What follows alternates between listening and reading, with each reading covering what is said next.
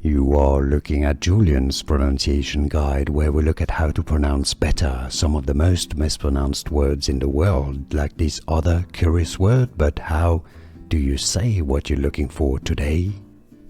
Let's learn how to pronounce once and for all correctly the name of this illustrious, famous French actor.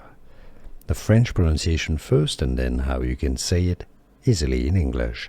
Alain, Alain. It has this very specific un sound. Alain Delon. Again, a very specific French sound. On. Okay, the N is not silent, but it's not on. It's on. On. Very nasal. Alain Delon. So in French, Alain Delon. In English, if you cannot pronounce this perfectly, you're not a French speaker, it's understandable.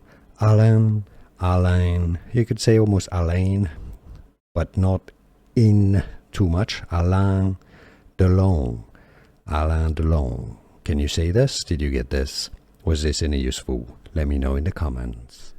Here are more videos on how to pronounce more confusing words and names too many mispronounced. Like this video if you found it useful. I appreciate your support. I'll see you soon and thanks for watching.